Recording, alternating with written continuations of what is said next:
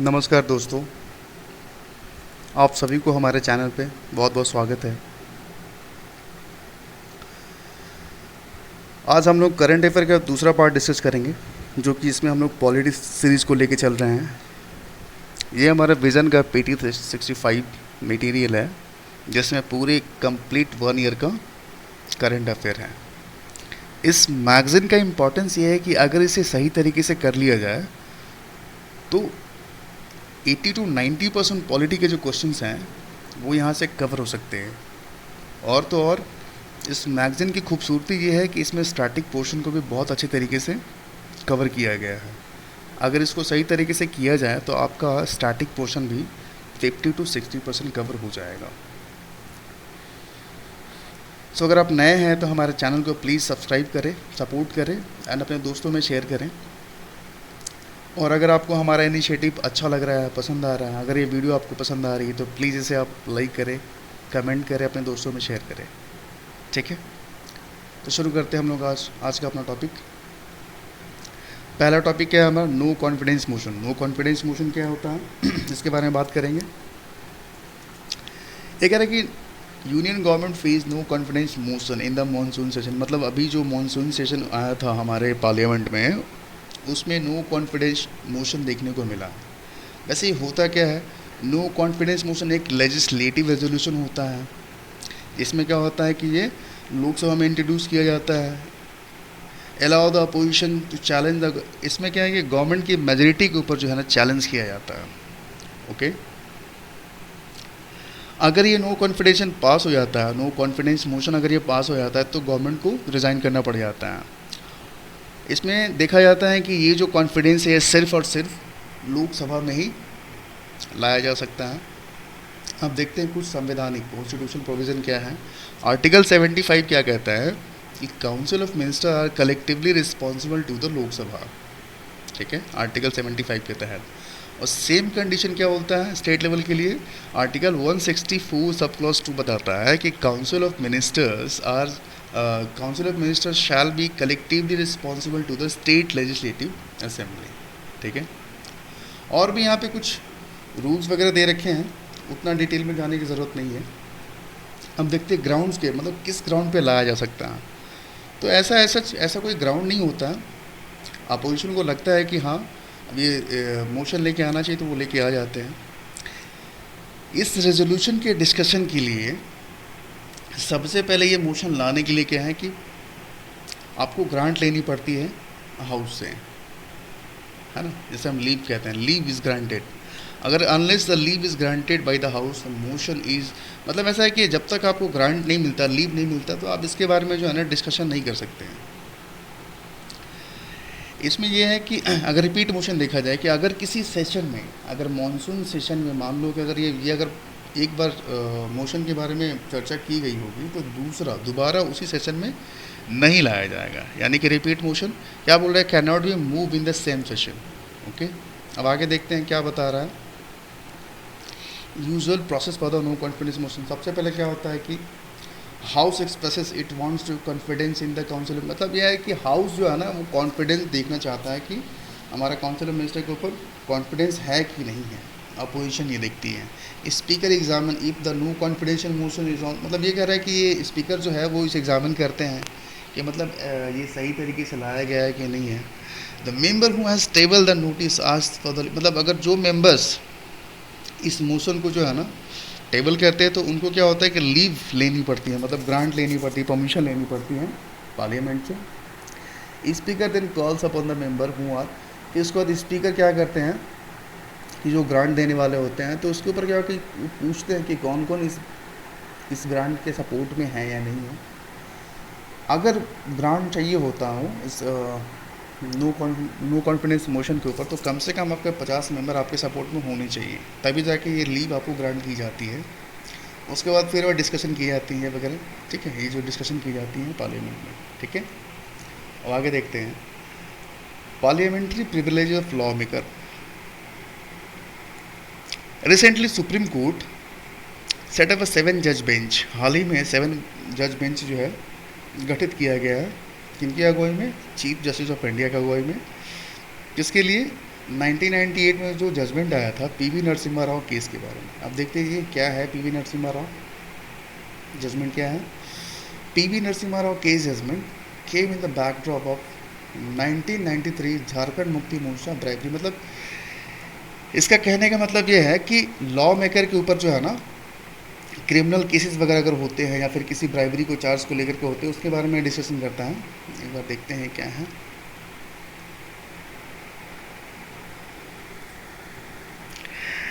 ये क्या कह रहा है कि it upheld the legal immunity granted to the legislature against the criminal prosecution on bribery charges for the any speech और vote in the parliament as per the article 105 and 1, यानी कि 105 जो है ये पार्लियामेंट के बारे में बात करती है, 194 सब कुछ बात करती है स्टेट लेजिस्लेचर के बारे में। मतलब ये कहना चाह रहा है कि हमारे लेजिस्लेचर के ऊपर जो है ना लीगल इम्यूनिटी दी गई होती है।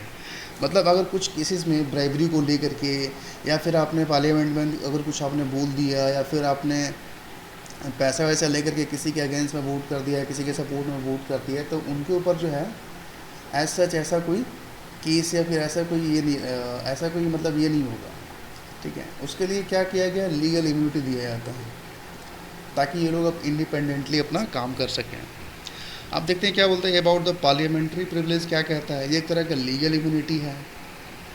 Legislature are granted prosecution against civil, मतलब ऐसा है कि लेजिस्लेचर को जो है ना सिविल और क्रिमिनल केसेस के लिए किन्हीं सर्टेन एक्शन को लेकर के उन्हें एक लीगल इम्यूनिटी दिया जाता है। उनके खिलाफ जो है सिविल और क्रिमिनल लाइबिलिटी नहीं की जा सकती है। और statement made in the course of, और तो और जो पार्लियामेंट के अंदर कोई लेजिस्लेचर जो है ना अगर अपने कुछ ऐसे स्टेटमेंट देते हैं तो उनके खिलाफ भी ऐसा कोई चार्जेस या फिर ऐसा कोई लाइबिलिटी नहीं होगा, राइट।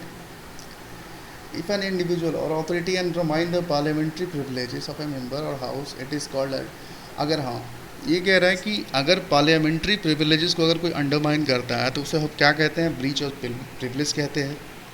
ओके, अभी तक पार्लियामेंट में ऐसा कोई लॉ नहीं कोडिफाई किया गया है प्रिविलेजेस को लेकर के, और इसमें ये बताया जा रहा है कि पार्लियामेंट जो है वो सोल अथॉरिटी होता है ना, ब्रीच ऑफ प्रिविलेज के मामले में या फिर कंटेम्प्ट के मामले में, राइट, कंटेम्प्ट ऑफ हाउस के मामले में। इसमें कोर्ट जो है कोई हस्तक्षेप नहीं कर सकता है। अब ये कह रहा है कि the member of the house can raise question involving breach of culture. हाँ, अगर कोई मेंबर जो है ना अगर वो चाहता है कि ब्रीच ऑफ प्रिविलेज के खिलाफ जो है कुछ ऐसा मतलब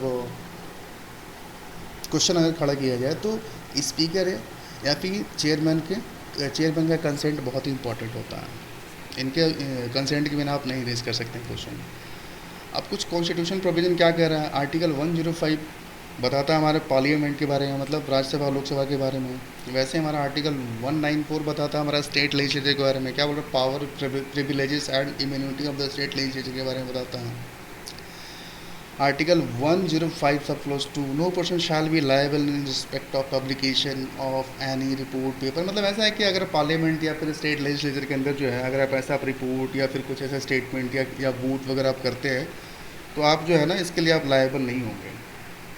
ए similar provision exist in the member of state. हाँ, मतलब सेम कंडीशन क्या है, आर्टिकल 194 सब क्लॉज 2 ये बताता है स्टेट लेजिस्लेचर के मामले में, मतलब विधानसभा के मामले में ये बता रहा है। Freedom of speech in the parliament, article 105 sub clause 2 state that no member is liable to any proceeding in, कह रहा है कि कोई भी ऐसा स्टेटमेंट या फिर कुछ ऐसा वोट वगैरह आप करते हैं तो किसी भी मेंबर के खिलाफ जो है कोई भी ऐसा प्रोसीडिंग नहीं चलाया जा सकता किसी भी कोर्ट में। अगर आप पार्लियामेंट के अंदर अगर कोई भी लेजिस्लेचर अगर कुछ ऐसा स्टेटमेंट या फिर किसी पार्टी के सपोर्ट में अगेंस्ट में या फिर ब्राइबरी मतलब अगर कुछ पैसे वैसे लेकर भी कुछ करते हैं तो उनके ऊपर कोई प्रोसीडिंग नहीं की जा सकती किसी कोर्ट में, ये कह रहा है। This freedom is subject to the provision of constitution, article 121 restrict the member from discussing जज। हाँ, इसमें ये भी बताया जा रहा है आर्टिकल 121 के तहत, आर्टिकल 121 ये कहता है कि आप मतलब लेजिस्लेचर जो है कोर्ट के प्रोसीडिंग मतलब कोर्ट का जो भी कंडक्ट होगा वो डिस्कस नहीं करेंगे। आर्टिकल 122 क्या बोलता है, restrict the court from inquiring into where. इसमें यह है कि कोर्ट को भी जो है ना आर्टिकल 122 ये बता रहा है कि court could not can not discuss, मतलब पार्लियामेंट की जो भी प्रोसीडिंग चल रही होती है, जो भी लेजिस्लेचर का जो भी वो काम वाम करने का जो तरीका है, अगर वो चल रहा होता है उसमें अगर कुछ ऐसा डिस्कशन या फिर कुछ ऐसा चीज़ें हैं, तो कोर्ट भी इन चीज़ों को अपने वहाँ पर डिस्कशन नहीं कर सकती है। अब देखते हैं इसमें क्या क्या है।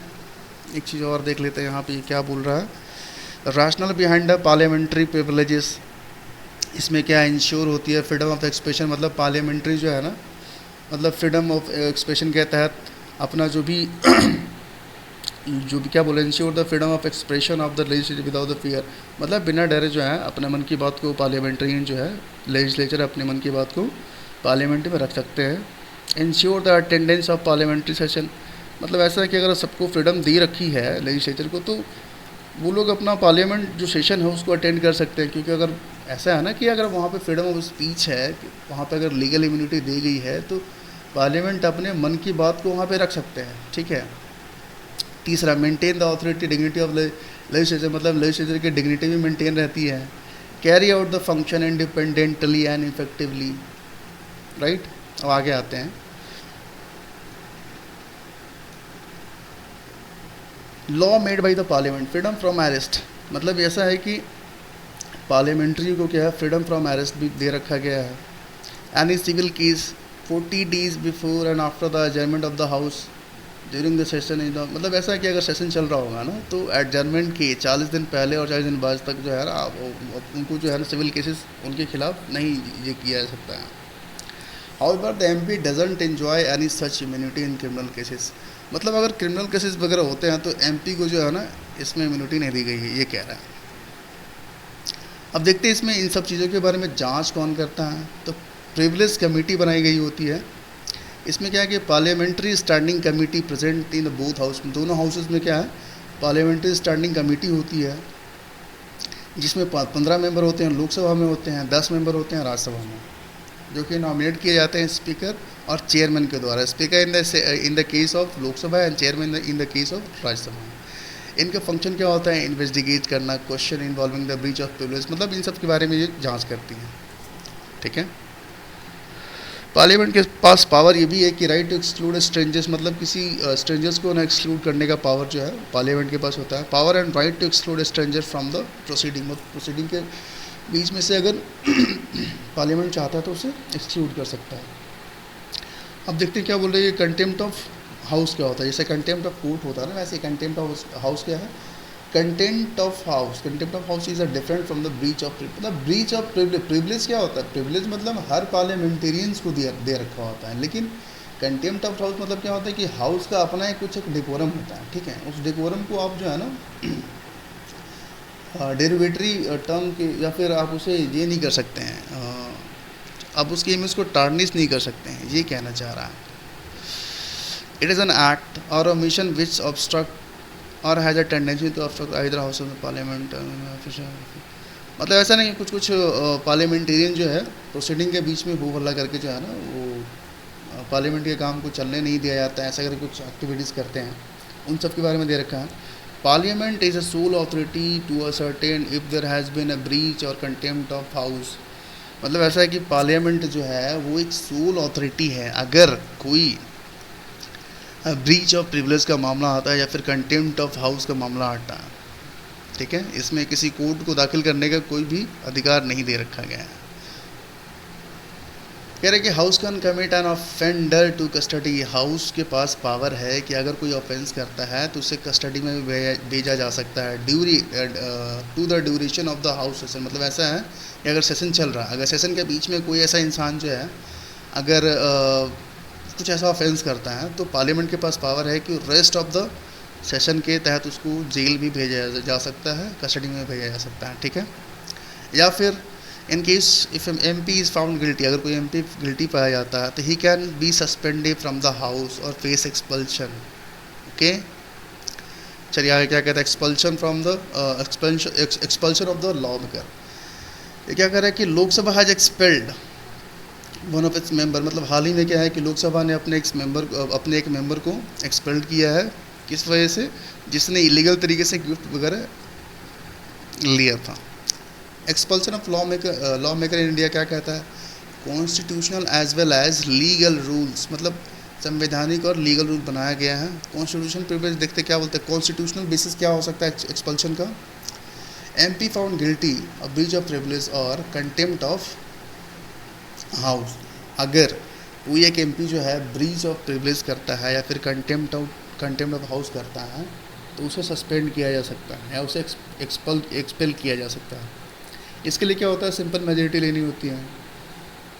दूसरा क्या होता है, लीगल बेसिस क्या बोल रहा है कि presiding officer of the house है the power to force a member to, मतलब ऐसा है कि अगर आप हाउस के डेकोरम के खिलाफ ऐसा अगर कुछ ऐसा आप स्टेटमेंट या फिर आप हाउस को चलने नहीं दे रहे हैं तो आपको वहाँ का जो प्रिसाइडिंग ऑफिसर होते हैं पार्लियामेंट के, वो क्या होता है मेंबर को बोल सकते हैं कि आप यहाँ से जा सकते हैं, विदड्रॉ कर सकते हैं। इन केसेस ऑफ एक्सट्रीम मिसकंडक्ट, अगर आप एक्सट्रीम मिसकंडक्ट करते हैं तो आपको हाउस जो है एक्सपेल कर सकता है, मतलब पार्लियामेंट्री को, ठीक है, लेजिस्लेचर को एक्सपेल कर सकता है। आप देखते हैं इसमें थोड़ा सा एथिक्स कमेटी इन लोकसभा, इन सब का जांच, इन सब के बारे में जो है जांच कौन करता है, तो वहाँ एक एथिक्स कमेटी होती है लोकसभा में जो जिसके 15 मेंबर होते हैं जो कि स्पीकर के द्वारा नॉमिनेट किए जाते हैं। And hold office for the term of, मतलब ये 1 साल के लिए होता है। ओके, इसका फंक्शन क्या होता है, एग्जामिन करना अनएथिकल कंडक्ट ऑफ मेंबर के बारे में, recommendation of the formula of code, मतलब ये कुछ रिकमेंडेशन किया करता है कि कैसे मेंबर जो है अपने कंडक्ट को कर सकते हैं अपने इसमें पार्लियामेंट के अंदर।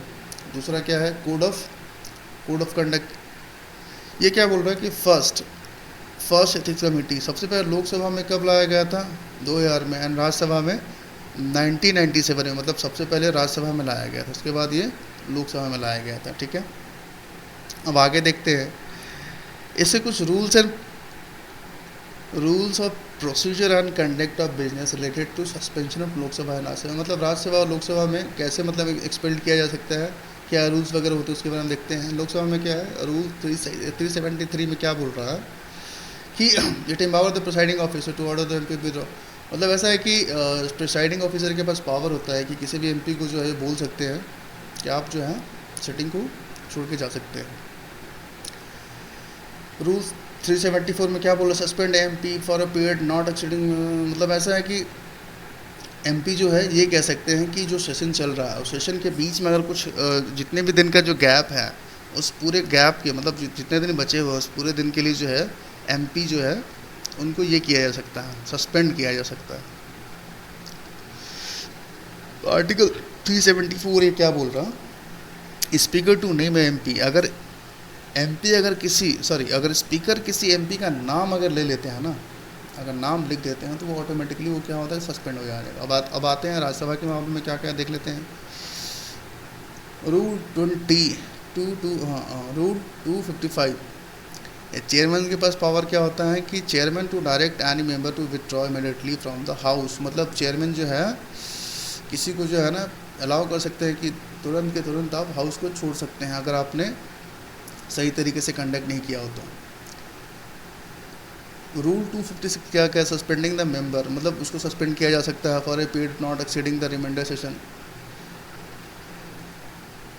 अब ये क्या बोल रहा है, क्या हो रहा है, एक minute. Unlike the Lok Sabha under article 374 Rajya Sabha can not suspend its member without passing motion, मतलब राज्यसभा में ऐसा है ना कि बिना मोशन के आप सस्पेंड नहीं कर सकते हैं। अब देखते हैं इसमें आर्टिकल 122 क्या कहता है। Article 122 of Indian constitution, parliamentary proceeding including those related to expulsion qualification, मतलब ऐसा है कि पार्लियामेंट का जो भी प्रोसीजर चल रहा है ना, प्रोसीडिंग, उसको कोर्ट में डिस्कशन नहीं किया जा सकता, ये कह रहा है आर्टिकल 122 के तहत।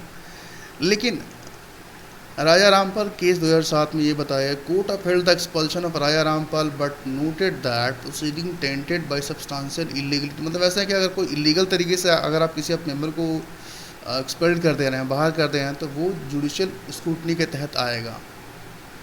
ठीक है, और ये जो भी कुछ होता है क्या बोल रहा है कि disqualification of law maker case में RP 1951 के तहत क्या बोल रहा है, अगर किसी मेंबर को इम्प्रिजनमेंट अगर जेल हो जाती है ना, तो 6 ईयर के लिए उसे वो कंटेस्ट नहीं कर सकता इलेक्शन। क्या बोल रहे हैं, imprisonment and further 6 year if sentences for, तो अगर 2 साल या 2 साल से अधिक का जो अगर कुछ किसी को जेल हो जाता है किसी पार्लियामेंटेरियन को, तो उसे 6 ईयर तक का इलेक्शन कंटेस्ट नहीं कर सकते, राइट। अब 10th schedule of the constitution क्या कहता है, provide the disqualification of ground of defection. अगर डिफेक्शन के तहत अगर किसी का अगर ये होता है डिस्क्वालिफिकेशन होता है तो वो किस में आता है, कॉन्स्टिट्यूशन का 10th शेड्यूल में आता है। आर्टिकल 102 क्या कह रहा है, ये आर्टिकल 102 सब क्लॉज 1 ये हमारा पार्लियामेंट के बारे में कह रहा है, और आर्टिकल 191 सब क्लॉज 1 ये हमारा स्टेट लेजिस्लेचर के बारे में कह रहा है। For disqualification of MP and MLA respectively on the grounds of holding office of profit, अगर कोई ऑफिस ऑफ प्रॉफिट होल्ड कर रहा हो तब, या फिर अगर कोई अनसाउंड माइंड के हो, या फिर इंसॉल्वेंट और नॉट हैविंग वैलिड सिटीजनशिप, यानी इन बिहाफ पे डिस्क्वालिफिकेशन हो सकता है। अब देखते हैं क्या एंटी डिफेक्शन लॉ क्या कहता है। हाल ही में Maharashtra speaker dismissed all the petition seeking the disqualification of MLA। Anti defection law देखते हैं क्या बोल रहा है कि हमारा कॉन्स्टिट्यूशन के 10th शेड्यूल में आता है, जो कि 52nd कॉन्स्टिट्यूशन अमेंडमेंट के तहत आ गया था 1985 में।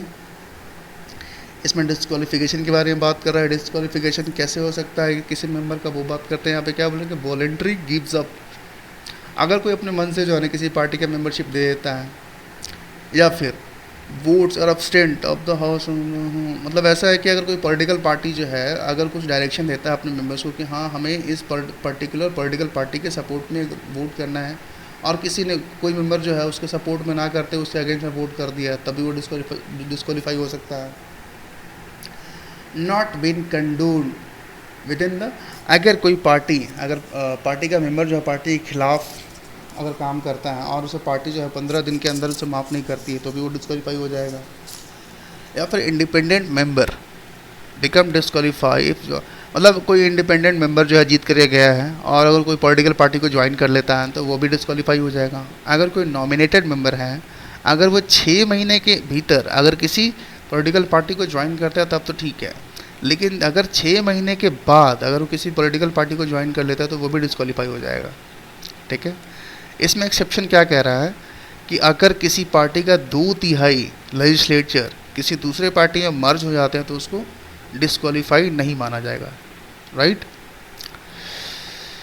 ये कह रहा है कि स्पीकर ऑफ द लोकसभा या deputy speaker of the deputy speaker या फिर डिप्टी चेयरमैन, ये अगर क्या करें, speaker of the Lok Sabha, deputy speaker और the deputy chairman of Rajya Sabha, अगर ये लोग भी अगर किसी कॉन्स्टिट्यूशन पोस्ट को अगर ये जैसे मान के चलो कि अगर कोई मेंबर स्पीकर बनता है या फिर डिप्टी स्पीकर बनता है, तो वो अपनी पार्टी को अगर छोड़ करके वो मेंबरशिप अगर लेता है या फिर उस पोस्ट को हासिल करता है तो उसे डिस्क्वालिफिकेशन नहीं माना जाएगा। प्रेजेंटली लॉ, एक minute, law does not provide time limit, मतलब ऐसा कुछ जो है ना, मतलब एक टाइम लिमिट नहीं है कि इतने दिनों के अंदर ही जो है इसको डिसीजन ले लेना चाहिए प्रिसाइडिंग ऑफिसर हो कि हाँ ये एंटी डिफेक्शन केस के तहत आएगा कि नहीं आएगा। कुछ केसेस है वो देख लेते हैं। Judicial pronouncement related to 10th schedule कि हो तो होलोहन वर्सेस जयचलू 1992 में सुप्रीम कोर्ट ने ये कहा था, supreme court held that the speaker decision under anti defection law, मतलब ऐसा है कि स्पीकर का जो एंटी डिफेक्शन लॉ के तहत अगर किसी को डिस्क्वालिफिकेशन करते हैं तो वो जुडिशियल रिव्यू के अंदर आएगा, ठीक है। अब केशव मेघाचंद्रम सिंह 2020 केस में ये बोल रहा है, supreme court rule that disqualification petition under 10th schedule should be normally be decided with a, मतलब ऐसा है कि 3 महीने के अंदर जो है ना प्रिसाइडिंग ऑफिसर को जो है डिसीजन ले लेना है, उससे ज़्यादा नहीं करना चाहिए। अब आगे आते हैं और क्या कह रहा है अबाउट द विप। विप क्या होता है, आपने न्यूज़ में सुना होगा विप क्या होता है। विप एक तरह का क्या होता है कि एक तरह का वो आप एक मिनट यहाँ पढ़ के बताता हूँ मैं क्या बोल रहा है कि rule 2 of anti defection law puts a party member into bracket, मतलब ऐसा है कि पूरे पार्टी मेंबर को जो है ब्रैकेट के अंदर रखता है, और ऐसा है कि वो एक प्रोटोकॉल बना दिया जाता है कि पूरे पार्टी के मेंबर जो हैं ये प्रोटोकॉल फॉलो करेंगे, ठीक है, उसी को विप कहते हैं। अगर कोई पार्टी इस प्रोटोकॉल के अगेंस्ट जाके अगर कोई काम करता है तो विप उसे क्या करता है, उसे डिस्क्वालीफाई कर सकता है। क्या बोल रहा है, in a party parlance whip may be refer to written order for a party, मतलब मैंने बताया ना कि वो एक तरह का प्रोटोकॉल होता है। इसमें क्या बोल रहा है कि रिटन ऑर्डर हो सकता है कि हाँ पूरे मेंबर जो है इस पूरे रिटन मेंबर, सॉरी पूरे जो पॉलिटिकल पार्टी के जो मेंबर होते हैं किसी एक पॉलिटिकल पार्टी के हैं, तो उन मेंबर के लिए एक रिटन ऑर्डर होता है कि आप ये कर सकते हैं और आप ये नहीं कर सकते हैं, ठीक है।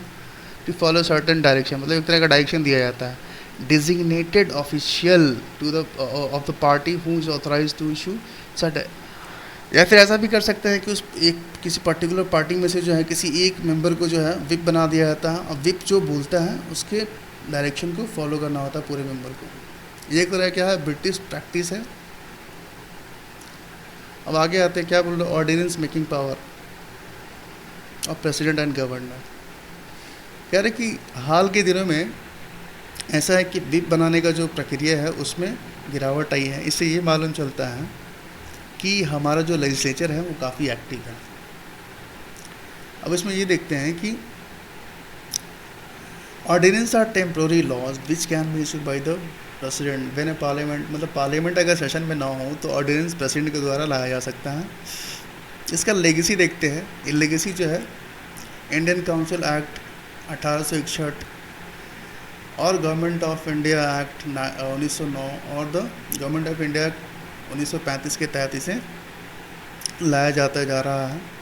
The ordinance is listed under the article 1, 2, 3 power of president to promulgate ordinance during the recess of parliament, मतलब अगर पार्लियामेंट सेशन में नहीं है तो प्रेसिडेंट के पास पावर होता है कि वो ऑर्डिनेंस ला सकते हैं। Article 213 power of the governance to promulgate, मतलब आर्टिकल 213 के तहत गवर्नर के पास भी पावर होता है कि अगर स्टेट लेजिस्लेचर अगर सेशन में ना हो तो वो ऑर्डिनेंस ला सकते हैं। क्या बोल रहा है कि same force and effect as, मतलब ऐसा है कि बिल्कुल सेम ही वो होता है, फोर्स होता है जो कि जो लेजिस्लेचर जो लॉ बनाते हैं बिल्कुल वैसे ही इसका भी पावर और ये होता है, इफेक्ट होता है। लेकिन ये टेम्परेरी होता है, मतलब परमानेंट नहीं होता, ये टेम्परेरी होता है।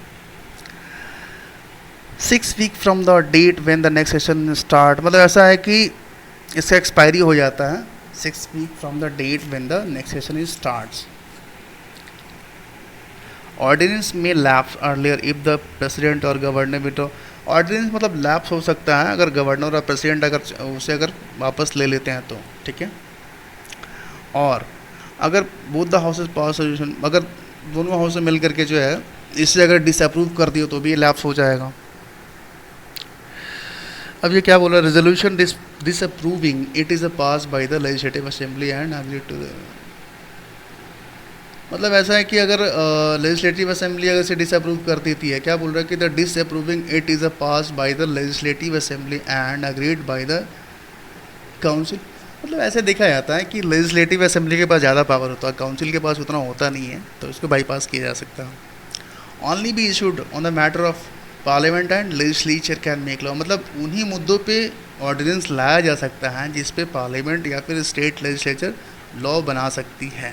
ओके, अब आगे देखते हैं। Governor of the state can not make an ordinance without the preference of president, मतलब कि अगर कोई ऐसा मुद्दा है जिसमें प्रेसिडेंट का जो है ना मतलब रेफरेंस चाहिए होता, तो उस मुद्दे पे गवर्नर ऑर्डिनेंस नहीं बना सकते हैं। If A bill containing similar provision would have required the prior sanction, मतलब वही मैंने बताने की कोशिश किया है कि अगर मान के चलो किसी मुद्दे पे जो है ना अगर ऑर्डिनेंस लाना है, लेकिन हाँ उस मुद्दे पे लॉ बनाने से पहले प्रेसिडेंट का एसेंट या फिर सैंक्शन ज़रूरी होता, तो उस मुद्दे पे गवर्नर ये ऑर्डिनेंस नहीं बना सकते हैं। If the governor would have deemed it necessary to reserve a bill containing similar provision for the consideration of, मतलब ऐसा है कि गवर्नर को ये लगता है कि अगर कोई मुद्दा प्रेसिडेंट के बिना बताए या फिर बिना प्रेसिडेंट के प्रायर कंसेंट के वो बिल या फिर वो लॉज नहीं बनाया जा सकता, उस मुद्दे पे भी गवर्नर ऑर्डिनेंस नहीं ला सकते हैं। अब इसमें देखते हैं कुछ जुडिशियल प्रोनाउंसमेंट क्या कहते हैं। RC Cooper versus union of India 1970 में क्या बोल रहा है कि apex court healed that the president decision could be challenge, मतलब ये कह रहे हैं कि प्रेसिडेंट का जो डिसीजन है वो चैलेंज किया जा सकता है on the ground of that immediate action was not required. दूसरा क्या बोल रहा है, आरसी बादल वर्सेस स्टेट ऑफ बिहार में 1987 में क्या बोला कि legislative power of executive to promulgate ordinance is to be issued exceptional circumstances, मतलब ऐसा है कि ऑर्डिनेंस मेकिंग पावर जो है ना वो मतलब एक्सेप्शन केस में यूज़ किया जाना चाहिए, क्योंकि लॉ बनाने का मेन काम तो हमारा लॉ मेकर के पास होता है। Krishna Kumar versus state of Bihar 1994 में ये बताया गया कि court held that the satisfaction of president under article 123 and governor under 213 while issuing the, मतलब ऐसा है कि ये जुडिशियल रिव्यू के तहत आ सकता है ऑर्डिनेंस मेकिंग पावर। ऐसा नहीं कि कभी कभी ऐसा हो सकता है ना कि हो सके गवर्नर या फिर प्रेसिडेंट जो है पार्लियामेंट या फिर स्टेट लेजिस्लेचर को बाईपास करने के चक्कर में ऑर्डिनेंस ला सकते हैं, तो वो कह रहा है कि वो जुडिशियल रिव्यू के अंदर आएंगे। अब देखते हैं इसमें क्या बोल रहा है हमारा दूसरा news, secretariat of the parliament. हमारा पार्लियामेंट जो है 75 ईयर कंप्लीट कर लिया है, ठीक है। The parliament secretary has the custodian, मतलब जितने भी उसमें पार्लियामेंट के अंदर जो भी प्रोसीजर या फिर जो भी लेजिस्लेटिव प्रोसीजर जो चलता है उसका कस्टोडी कौन है, कस्टोडियन कौन होते हैं, पार्लियामेंट सेक्रेटरीट होता है। आर्टिकल 98 के तहत क्या कह रहा है कि each house of parliament shell have the separate secretary staff, मतलब इनके जो है ना मतलब दोनों हाउसेस का मतलब राज्यसभा और लोकसभा का अपना अपना स्पेशल सेपरेट स्टाफ हो सकता है। पार्लियामेंट में by law regulate the recruitment and condition of the service person appointed to the, मतलब पार्लियामेंट जो है लॉ के तहत जो है सेक्रेटरीट स्टाफ का अपॉइंटमेंट, सर्विस कंडीशन ये वगैरह ये सब चीज़ें जान ये कर सकता है। पार्लियामेंट में by law regulate the recruitment and the condition of the service of person appointed to the service, हाँ ठीक है, मतलब लॉ के तहत जो है ये सारी चीज़ें में रेगुलेशन कर सकता है। However so far no such law has been, अभी तक ऐसा कोई लॉ पास नहीं किया गया है। It also allow the creation of post common for both, इसमें ऐसा है कि दोनों हाउसेज के लिए कोई कॉमन पोस्ट हो सकता है। आर्टिकल 187 क्या बोल रहा है, makes similar provision for the secretariat of the state legislature, मतलब स्टेट लेजिस्लेचर के लिए भी हमारे संविधान में प्रावधान दे रखा है। Council of state secretariat and parliament secretariat for the house of the people the both houses, मतलब दोनों हाउसेस में जैसे लोकसभा राज्यसभा में हो सकता है वैसे ही हमारा स्टेट विधानसभा विधान परिषद में भी हो सकता है। कह रहे कि देयर नेम वाज चेंज, मतलब इसका नाम जो चेंज किया गया था 1954 में राज्यसभा सेक्रेटरीट और Lok Sabha secretariat, right.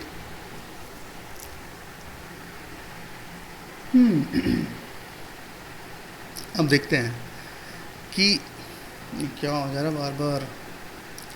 Secretariat of the both the houses has been divided into 10 services of functional basis like legislative, executive, administrative, मतलब इन सब चीज़ों के लिए जो है काम को डिवाइड किया जा सकता है। Speaker and chairman can create new post, मतलब स्पीकर और चेयरमैन जो है राज्यसभा के या फिर लोकसभा में एक न्यू पोस्ट को भी क्रिएट कर सकते हैं respective of secretariat, right. However, for the posts in class 1 और class 2 prior consultation of the Union Ministry of the Finance is meant, मतलब ऐसा है कि अगर क्लास 1 या फिर क्लास 2 पोस्ट को अगर क्रिएट किया जा रहा है तो उसमें फाइनेंस मिनिस्ट्री का कंसल्टेशन मैंडेटरी होता है। अब देखते हैं इसमें इसका काम क्या क्या होता है वो देख लेते हैं। Function of the secretariat secretarial assistance for the effective function of the house, मतलब हाउस को सही सुचारू रूप में चलाने के लिए उसका हेल्प एक तरह का हेल्प की तरह काम करता है। Payment and salary of the other allowances, servicing various parliamentary committee, मतलब बहुत सारे कमेटी को हेल्प करता है वो। Secretary general aid and advice to presiding officer, research and reference material, मतलब रिसर्च वगैरह वो करता है, ठीक है। Prepare record of the day to day proceeding के लिए रिकॉर्ड वगैरह जो होता है उसको तैयार करता है। अभी 1 मिनट ये देख लेते हैं हम लोग।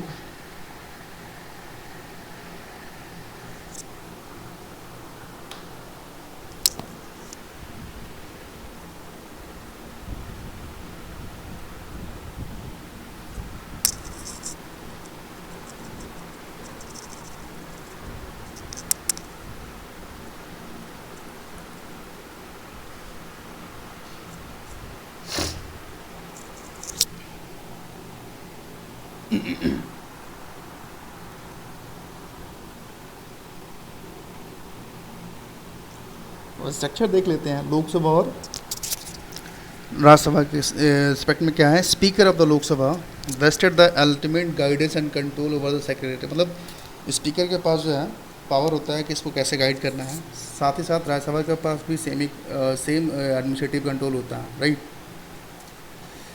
Administrative head secretary general, recruitment and condition for the services governed bye Lok Sabha secretariat, recruitment and condition for service.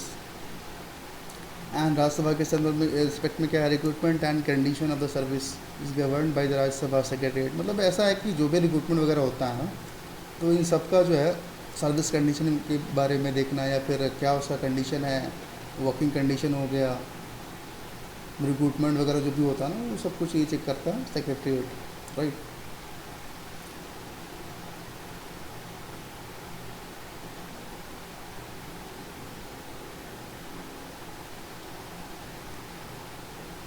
Democratic decentralisation in India 30 साल हो गए क्या, sorry 30th anniversary of the 73rd और 74 कॉन्स्टिट्यूशन। मतलब ये कह रहे हैं कि लोकल लेवल का जो गवर्नमेंट है उसने अपना 30th एनिवर्सरी 2023 को मनाया है। इसमें देखिए डेमोक्रेटिक डिसेंट्रलाइजेशन क्या क्या है क्या बात करता है, sorry.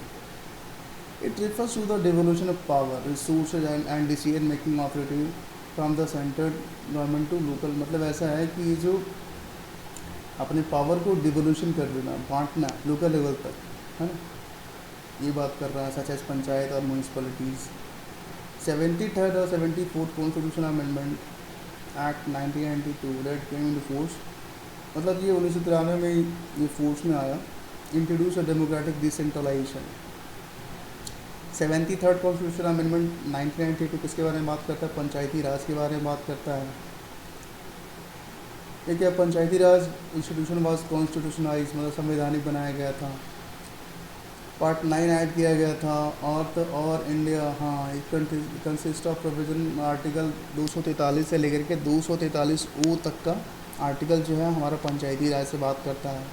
It added new 11th, मतलब it added new 11th schedule, मतलब 11 शेड्यूल ऐड किया गया था, 11वें शेड्यूल पंचायती राज के लिए, जिसमें 29 function item for the panchayat. अब उसी तरह क्या है 74 कॉन्स्टिट्यूशन अमेंडमेंट में क्या बात करता है, ये अर्बन लोकल बॉडी के बारे में बात करती है, जो कि उसे कॉन्स्टिट्यूशनल संवैधानिक बनाया गया था। आई एम सॉरी, कुछ चीज़ें ऐसा है कि प्रोनाउंसिंग में थोड़ी दिक्कत हो रही है,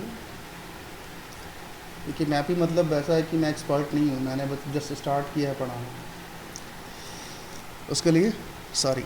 it added the part 9A, local urban body के लिए पार्ट 9A को ऐड किया गया था, जिसमें आर्टिकल 243P से लेकर के 243ZG तक ऐड किया गया है। It also added the 12th schedule for the ULB, urban local body के लिए, जिसमें 18 फंक्शन होंगे, राइट। अब देखते हैं इसमें क्या है, किस steps taken to strengthen the Panchayati Raj institution को मजबूत करने के लिए कौन कौन सा इनिशिएटिव उठाया गया था। जैसे कि राष्ट्रीय ग्राम स्वराज अभियान बनाया गया है, या फिर ई ग्राम स्वराज बनाया गया है, जिसमें वेब बेस्ड पोर्टल होगा, जिसमें क्या होगा कि unifies the planning, accounting and monitoring the function of gram panchayat. मतलब इसको क्या है कि वेब पोर्टल के तहत जो है इसे प्लानिंग किया जाएगा, मॉनिटर किया जाएगा कि कहाँ पे कौन सा काम हो रहा है, नहीं हो रहा, ठीक है। पीपल्स प्लान कैंपेन PPC, सबकी योजना सबका विकास, ये लाया गया। बैकवर्ड रीजन ग्रांट फंड, ये बनाया गया। National institute of rural development and panchayati raj, ये बनाया गया, जिसका नोडल मिनिस्ट्री कौन सा है, ministry of rural and development for capacity building, okay. National panchayati award दिया जाता है। Under this best performing panchayat are awarded, मतलब जो अच्छा करने वाले पंचायत होते हैं उनको ये अवार्ड वगैरह दिया जाता है। स्वामित्व स्कीम लाया गया है, जिसमें क्या है कि provide the record of right to village household, मतलब ऐसे कि हर हाउस होल्ड को जो है ना, मतलब ये राइट दिया गया अपना। अब देखते हैं इंपॉर्टेंट पंचायती राज कमेटी क्या क्या कौन सा है। बलवंत राय मेहता कमेटी 1957, इसमें 3 टियर गवर्नमेंट के बारे में बात की थी। अशोक राज मेहता कमेटी जो कि 2 टियर गवर्नमेंट की बात की थी। SC Hemantha Rao working group, GV के Rao committee, LM Singhvi committee, Tandon committee, ये सारे के सारे आपको नंबर वाइज याद रखना है, क्योंकि पता नहीं मतलब किस तरह के क्वेश्चन पूछे जा सकते हैं, ठीक है। तो ये सारा चीज़ आपको ये सारे कमिटीज़ आपको ध्यान में रखने हैं। अब हाल ही में आरबीआई ने एक रिपोर्ट लॉन्च किया है finance of Panchayati Raj institution को लेकर के। इसमें क्या बात किया है, constitution provision for financial empowerment of panchayat, मतलब पंचायत के पास जो है ना फाइनेंशियल इम्प्रूवमेंट के बारे में, एम्पावरमेंट के बारे में बात की गई है। क्या कह रहा है article 243 is provide the finance for the panchayat by the securing authorisation of state legislature, मतलब स्टेट लेजिस्लेचर जो है वो पंचायत को फंड प्रोवाइड करेगा, ठीक है। वो the granting aid to the panchayat for consolidation fund of, मतलब कंसोलिडेशन फंड होता है, कंसोलिडेटेड फंड होता है स्टेट के पास, उसी में से पंचायत को पैसा दिया जाएगा उसके एम्पावरमेंट के लिए। It empower the panchayat to impose, collect, allocate taxes, duty, tolls and fees, मतलब पावर इसके पास, पंचायत के पास पावर है कि वो क्या कर सकता है, impose, collect, allocate taxes, duty, मतलब ये सारा चीज़ वो कर सकता है। आर्टिकल 243(1) के तहत ये कह रहे हैं कि setting up of state finance commission, हर 5 साल पे स्टेट फाइनेंस कमीशन अपॉइंट किया जाएगा तो review the financial position of panchayat.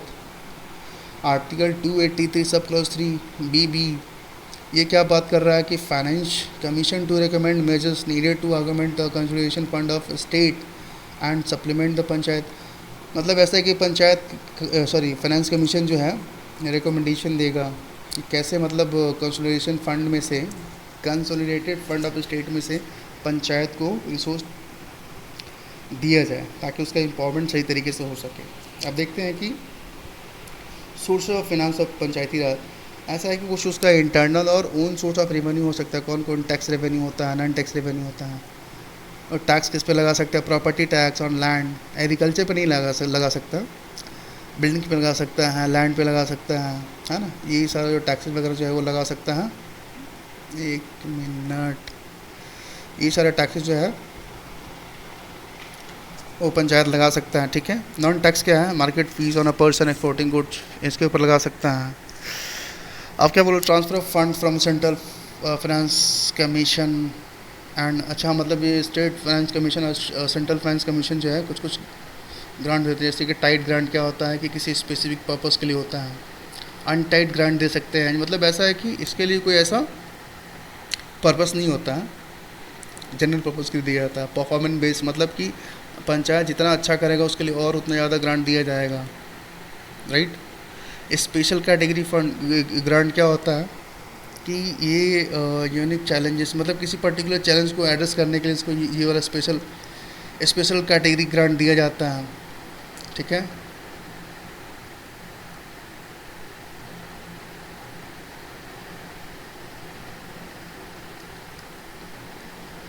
Other resources में क्या क्या आएगा, transfer from the central government and state government under different scheme, like MNREGA के लिए, PMAY के लिए, संसद आदर्श ग्राम के लिए, ये सब योजनाओं के लिए भी पैसा दिया जाता है। और कुछ कुछ ग्रांट दिया जाता है इंटरनेशनल बॉडी के तहत से, वर्ल्ड बैंक ने दे दिया, ठीक है। वो आगे आते हैं, capacity building for urban local body, ये देखते हैं क्या है, एक तरह की क्या है, कैपेसिटी बिल्डिंग कमीशन बनाया गया था, जिसका क्या है 2021 में ये गजट नोटिफिकेशन के थ्रू बनाया गया था। ये एक इंडिपेंडेंट बॉडी है जिसका complete executive and financial autonomy होता है। ये department of personnel and training के तहत ये सर्विस देता है, right, serviced by department of personnel and training. इसका पर्पस क्या है, build credibility and shape of uniform approach to capacity building on a collaborative and co sharing, मतलब क्या है कि आपस में मिलजुल करके उसकी कैपेसिटी को इन्हांस करना। इसके चेयरमैन, इसका कंपोजिशन क्या होगा, चेयरमैन एंड 2 मेंबर होंगे, supported by the internal secretariat headed by the secretary in grade joint secretary, right. इनकी फंक्शन क्या होगा, coordinate with the department of the government, मतलब डिफरेंट गवर्नमेंट के डिपार्टमेंट उनके साथ कोऑर्डिनेट करके और सही तरीके से हारमोनियस वे में उसको काम करना, ना कि साइलोज में काम करना। Prepared annual HR report, human resource report बनाना on a health and civil services. Undertake adult of human resources. अब देखते हैं इसमें क्या बात कर रहा है, अबाउट अर्बन लोकल बॉडी क्या है, वैसे ऐसा चाहिए, इतना डिटेल में जाने की ज़रूरत नहीं है, हमने ये जान लिया है कि एक तरह का ये क्या है, कैपेसिटी बिल्डिंग की बात कर रही है, जो कि अर्बन लोकल लोकल बॉडी में बॉडी के लिए जो उसका पावर है उसको सही तरीके से यूज़ किया जा सकता है, और अर्बन लोकल मैनेजमेंट को और भी बेटर तरीके से बनाया जाए पीपल सेंट्रिक के तहत, राइट। अब इसमें देखते हैं क्या बोल रहा है। ऐसा तो ऐसा इसमें कुछ ऐसा है नहीं, ये देखते हैं। Act provided for the establishment of 3 tier ULB, जैसे कि नगर पंचायत जो कि ट्रांजिशनल एरिया के लिए बनाया जाता है, म्यूनसिपल काउंसिल जो कि स्मॉलर अर्बन एरिया के लिए बनाया जाता है, और जो म्यूनसिपल कॉरपोरेशन होता है वो लार्ज अर्बन एरिया के लिए बनाया जाता है, राइट। अब इसमें देखते हैं कि measures taken for the capacity building of urban local body क्या क्या है। Urban local national urban digital mission बनाया गया है, लॉन्च किया गया था 2021 में ministry of housing and urban local authority के तहत। It focuses on citizen centric digital revolution, मतलब कि सिटीजन को जो है ना डिजिटलाइज करके, मतलब डिजिटल क्या बोल रहा है कि digital revolution of urban India, मतलब डिजिटली सारे काम वगैरह को जो है ना एक तरह का सिंक्रोनाइज कर देना, ताकि पीपल को जो है ना, मतलब नागरिकों को इसका सुविधा जो है सही तरीके से मिल पाए। इस share the digital infrastructure working across the 3 pillar of people process and platform. उसके बाद क्या है, national institute of urban affair ये बनाया गया, जिसका काम क्या था, research training and information dissemination, ठीक है। और ये म्यूनसिपल बॉन्ड भी जो है, मतलब म्यूनसिपल ये कॉरपोरेशन जो है अपने लिए कुछ फंड वगैरह रेज कर सकते हैं म्यूनसिपल बॉन्ड के तहत, ये बताया जा रहा है। अब ये देख रहे हैं कि पेशा एक्ट, इसको देखते हैं, ये अच्छा आर्टिकल है, इसको एक बार अच्छे से देखते हैं क्या बोल रही है। ये न्यूज़ में क्यों था, Jharkhand issued a panchayat extension to schedule area act.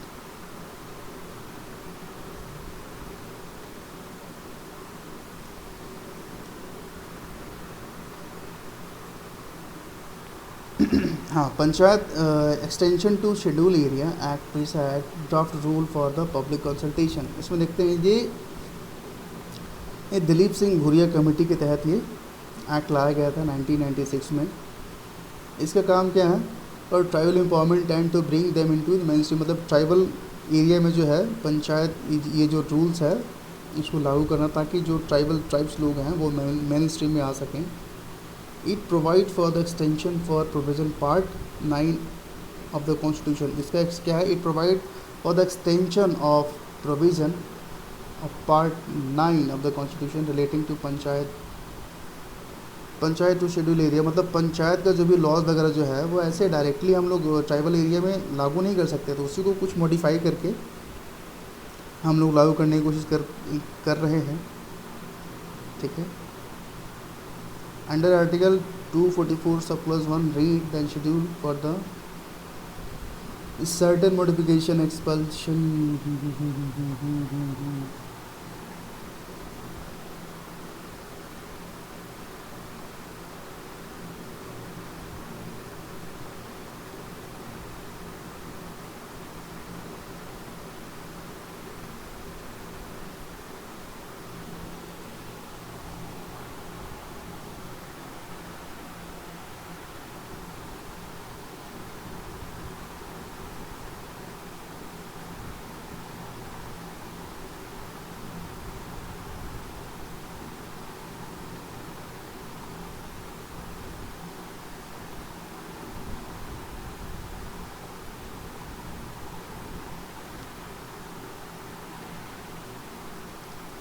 इसमें देखते हैं PESA empower the state legislature to frame a law in this regard. Presently PESA act जो है 10 स्टेट में अवेलेबल है, जैसे इसका नाम देखेंगे Andhra Pradesh, Chhattisgarh, Gujarat, Himachal Pradesh, Jharkhand, Madhya Pradesh, Maharashtra, Odisha, Rajasthan and Telangana have 5th schedule areas in their respective states.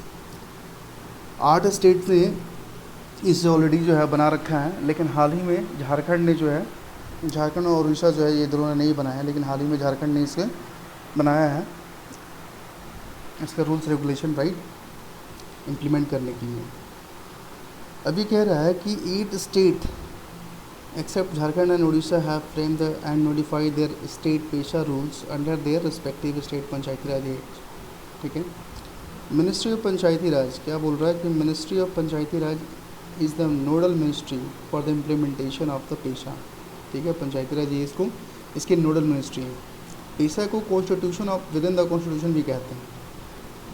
अब इसमें क्या बोल रहा है, अदर फीचर ऑफ पेशा क्या बोल रहा है कि कन्फर्मेटिव विद द कस्टम, मतलब ऐसा है किसी ट्राइब्स का अगर कुछ अपना कस्टमरी लॉ है तो उसको छेड़छाड़ नहीं करना है। ठीक है, उसके साथ जो है मतलब उस चीज़ को एक्सेप्ट करते हुए रूल्स को इम्प्लीमेंट कराना है। State legislature on the panchayat shall be confirmative with the customary law, social and religious practice and traditional management. वही बात कर रहा है। ग्राम सभा का रूल क्या है इसमें, every village shall have the gram sabha, हर गांव में एक ग्राम सभा होगा।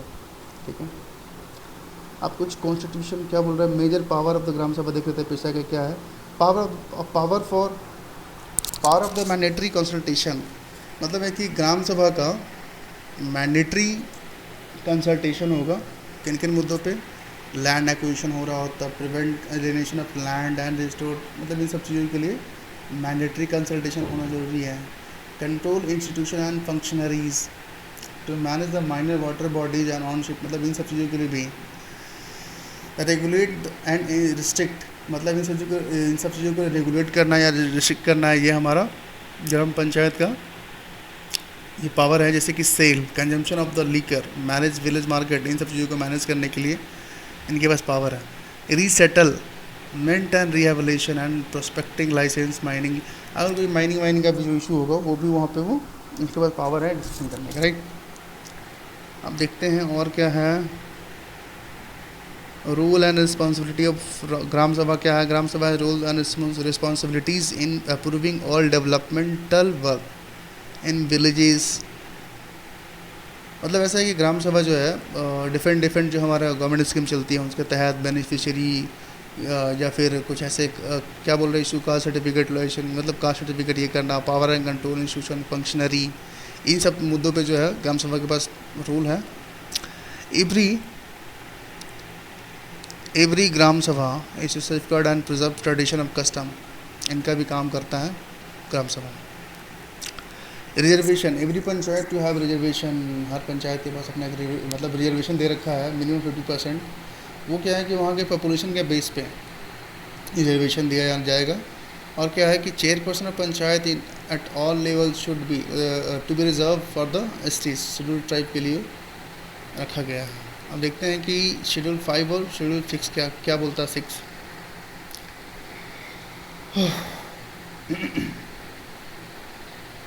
Article 244A(1) provision of the 5th schedule apply to the administration and control of the schedule area and schedule tribal in the state, मतलब इन सब जगहों पे लागू होगा 5th शेड्यूल। लेकिन 6th शेड्यूल में क्या बोल रहा है, article 244 sub clause 2 and article 275 सब clause 1 provide administration of the tribal area in Assam, Meghalaya, Tripura, Mizoram. यहाँ पे क्या बोल रहा है, the schedule area and schedule tribe, हाँ ठीक है, मतलब एक्सेप्ट ये क्या बोल रहा है कि ये जो रूल्स रेगुलेशन जो भी लागू होगा, एक बार फिर से पढ़ते हैं। Article 244 sub clause 1 apply to the administration and control of schedule area and, अच्छा मतलब 5th शेड्यूल का जो भी रूल्स एंड रेगुलेशन है वो इन सारे स्टेट्स पे लागू नहीं होगा।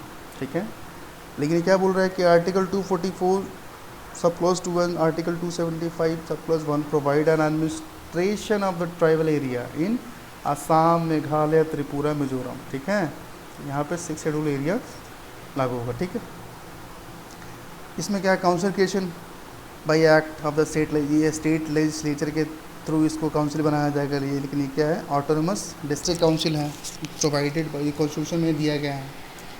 इसमें ऑटोनॉमी की बात करते हैं तो यहाँ पे थोड़ी कम ऑटोनॉमी होती है, यहाँ पे थोड़ी ज़्यादा ऑटोनॉमी होती है, इसके पास थोड़ा ज़्यादा पावर होता है। ठीक है, अब देखते हैं इंपॉर्टेंट न्यूज़ देख लेते हैं क्या क्या है।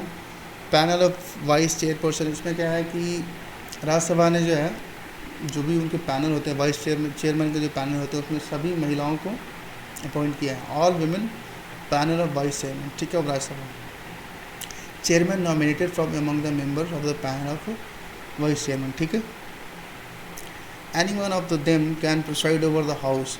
मतलब ऐसा है कि अगर चेयरमैन या डिप्टी चेयरमैन अगर एबसेंट हो तो उनके बिहाफ पे ये लोग कोई एक जन जो है, मतलब कोई एक मेंबर जो है उसको उस हाउस को प्रिसाइड कर सकते हैं। They can not preside over the house when the seat is chairman. अच्छा, ये अगर वैकेंट होगा, अगर खाली होगा तब नहीं कर सकते हैं, लेकिन अगर एबसेंट होंगे तो उन केसेस में वाइस चेयरमैन जो है उनमें से कोई एक मेंबर पूरे हाउस को प्रिसाइड कर सकता है। In the case president appoint a member of the house, अगर वैकेंट होगा तो प्रेसिडेंट किसी एक मेंबर को अपॉइंट कर सकते हैं। He she has the same power and others, ठीक है, उनका भी पावर बिल्कुल चेयरमैन की तरह ही होगा। Hold office of the office until the new panel of, ठीक है, मतलब वो जब तक ऑफिस होल्ड कर सकें जब तक कि न्यू पैनल वाइस चेयरमैन का नॉमिनेट न कर लिया जाए। अब क्या बोला, पार्लियामेंट सेशन के बारे में बात करते हैं तो constitution of India does not mention term special session. Special session जो है हमारे कॉन्स्टिट्यूशन में कहीं मेंशन नहीं है। Session of the government has conveyed a specific occasion, मतलब किसी स्पेसिफिक ओकेजन के लिए बुलाया जा सकता है। Article 85 mandate the parliament should meet at least twice, मतलब आर्टिकल 85 बता रहा है कि पार्लियामेंट को कम से कम 2 बार तो मिलना ही चाहिए साल में, लेकिन by convention 3 session in a year होता है, ठीक है।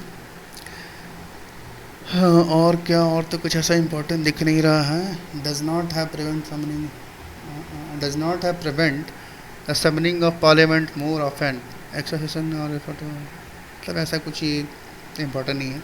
The cabinet committee on parliamentary affair determine date. अच्छा, cabinet committee of parliamentary affair जो होता है determine the date and duration of parliamentary, मतलब ये क्या है कि वो सेशन कब होगा, कौन से डेट में होगा, उसको डिटरमाइन करते हैं। President then summon MPs for the session, president जो है समन कर सकते हैं। इम्यून फ्रॉम प्रेसिडेंट, मतलब इसमें कहने का मतलब ये है कि अगर किसी डॉक्यूमेंट पर अगर प्रेसिडेंट का सिग्नेचर हो जाएगा तो इसका मतलब सुप्रीम कोर्ट ने ये बोला कि अगर किसी डॉक्यूमेंट के ऊपर प्रेसिडेंट का अगर सिग्नेचर, इसका मतलब ये नहीं है कि आपको जो है ना वो आपको इम्यूनिटी मिल रखी है। प्रेसिडेंट को इम्यूनिटी मिल रखी है मीन्स कि वो एक कॉन्स्टिट्यूशन, मतलब हायर कॉन्स्टिट्यूशनल पोस्ट है पे वो मतलब बैठे हुए हैं, इसलिए उनको इम्यूनिटी मिल रखी है। लेकिन इसका मतलब ये नहीं है कि प्रेसिडेंट का सिग्नेचर अगर किसी डॉक्यूमेंट पे है तो गवर्नमेंट भी जो है उनको भी इम्यूनिटी मिल रखी है। ये साफ आप ये कहना चाह रहा है, ठीक है। अच्छा, ये देखते हैं जर्मन मोशन क्या बोल रहा है। डेफिनेट मैटर, मतलब ये अर्जनमेंट मोशन ये लोकसभा में लाया जाता है। इसका मतलब ये होता है कुछ किसी इम्पोर्टेंट मुद्दे पर डिस्कशन चाहता है, मतलब डिस्कशन करने के लिए ये अर्जनमेंट मोशन लाया जाता है। इसमें कम से कम 50 मेंबर का सहमति होना चाहिए। Element of session against the government, कभी कभी क्या होता है कि इनके गवर्नमेंट के खिलाफ भी तो एलिमेंट ऑफ सेंस्योर लाया जा सकता है। And hence Rajya Sabha is not permitted, लेकिन ये वाला जो मोशन है वो राज्यसभा में नहीं लाया जा सकता। अब देखते हैं सबऑर्डिनेट लेजिस्लेशन का मतलब ये होता है कि मतलब कभी कभी क्या होता है कि पार्लियामेंट्री, कभी कभी क्या मतलब जो हमारे लेजिस्लेचर होते हैं उनके पास ज़्यादा टाइम होता नहीं, उनके पास और भी बहुत सारे काम होते हैं, तो अपना जो है वो एक एक्ट वगैरह पास करवा देते हैं। लेकिन हाँ, वो छोटे छोटे जो लॉज वगैरह होते हैं उनको बनाने के लिए उनके पास उतना टाइम नहीं होता, उनके पास और भी काम होते हैं, तो वो क्या करते हैं, वो पावर को डेलीगेट कर देते हैं, ठीक है। सेक्रेटरी वगैरह के बारे में आपने सुना होगा, वो लोग क्या है कि वो डेलीगेशन पावर किया जाता है लॉ मेकर के थ्रू, तभी जाके वो छोटे छोटे लॉज वगैरह बना सकते हैं। ये इसमें दे रखा है। अब पार्लियामेंट्री सिक्योरिटी ब्रीच, अब क्या है कि parliament security was breach where accuse entered Lok Sabha. अच्छा हाँ, हाल ही में क्या है कि पार्लियामेंट की सिक्योरिटी ब्रीच कर दी गई है, मतलब की गई थी क्योंकि अभी किसी एक इंसान ने जो है ना पार्लियामेंट के अंदर घुस करके येलो कलर्ड गैस स्मोक कर दिया था। इसमें रूल्स एंड रेगुलेशन क्या है, rules of procedure and conduct of business of Lok Sabha deals with the admission withdrawal and removal of stranger. मतलब ऐसा है कि लोकसभा के पास पावर होता है कि वो क्या एडमिशन, मतलब किसी को बैठने का अधिकार दे सकते हैं, खाली करने का, या फिर स्ट्रेंजर को बाहर जाने का वो अधिकार है उनके पास, बाहर करने का, right. It specify the speaker whenever things fit में order the withdrawal of the, मतलब उनके पास कंप्लीट अथॉरिटी होती है कि वो जो चाहें स्ट्रेंजर को लेकर कर सकते हैं, मतलब बैठने के लिए भी ऑर्डर दे सकते हैं, बाहर जाने के लिए भी ऑर्डर दे सकते हैं, राइट। इसमें देख रहे हैं कि क्या है कि सरपंच पति का एक कॉन्सेप्ट है, मतलब ये कहना चाह रहा है कि आपने सुना होगा कि महिलाएं महिलाएं वो ये इलेक्शन जीतती हैं, लेकिन महिलाएं उनके बिहाफ पे उनके हस्बैंड काम करते हैं, ठीक है। तो इसका ये मतलब है कि कब the prevalence of concept like sarpanch पति एंड प्रधानपति, मतलब ये जो प्रधानपति सरपंच पति का कॉन्सेप्ट है, इसको कर्व करने की बात की गई है। Proxy for elected women and wield with the actual political decision making, मतलब ऐसा है कि जीतती, मैंने जो बताया वही है कि जीतती महिलाएं हैं लेकिन उनके बिहाफ पे पति काम करते हैं, ठीक है। वेमेन रिजर्वेशन इन पंचायती राज इंस्टीट्यूशन, क्या 73rd कॉन्स्टिट्यूशनल अमेंडमेंट के तहत क्या बताया गया 1992 में कि 1/3 सीट्स रिजर्व रहेंगी महिलाओं के लिए and 1/3 seat office of the chairperson के लिए भी, चेयरपर्सन सीट के लिए भी महिलाओं के लिए वो रिजर्व रहेंगी, ओके, जो कि ये पार्ट 9 के अंदर कवर किया गया है। Are reserve for the women, article 243D। Many states like Bihar, Kerala, Maharashtra, Orissa, Rajasthan ETC have made legal provision for the 50%, मतलब इन सारे स्टेट्स में जो है ना 50% रिजर्वेशन दे रखा है among the member and sarpanch post के लिए, right. Women and main in India, एक रिपोर्ट 2022 रिपोर्ट के तहत ये बताया जा रहा है कि विमेन के पास जो है कम पावर है as compare to man. Quota to backward classes in urban local bodies, ये क्या बोल रहा है, हरियाणा कैबिनेट है एक्सेप्ट, अब तो हाल ही में जो है ना हरियाणा कैबिनेट ने एक्सेप्ट किया है कि स्टेट बैकवर्ड क्लासेस कमीशन जो रिपोर्ट दिया है उसको वो लागू करेंगे, reservation for backward classes block A category in urban local body में, ठीक है। और ऐसा कुछ इम्पॉर्टेंट न्यूज़ नहीं है। तो आज के लिए बस इतना ही है ना। बाकी अगर कोई ऐसा डाउट हो तो आप प्लीज़ आप कमेंट करके मुझे बताएं कि कहाँ पे कोई डाउट है, और अगर इसमें कुछ सुधार करने की ज़रूरत है तो प्लीज़ आप कमेंट करके सजेस्ट करें कि हाँ ये कहाँ पे सुधार करने की ज़रूरत है, ठीक है। तो आज के लिए बस इतना ही रखते हैं, ठीक है। अगर आपको हमारा ये एफर्ट अगर पसंद आया हो, अगर थोड़ा बहुत भी अगर हेल्प कर रहे हो तो प्लीज़ हमारे चैनल को सब्सक्राइब करें, कमेंट करें, लाइक करें और अपने दोस्तों में शेयर करें, ठीक है। यहाँ पे हम लोग पूरा कंप्लीट करंट अफेयर कवर करेंगे BPSC UPPCs के लिए, ठीक है। तो चलिए आज के लिए थैंक यू।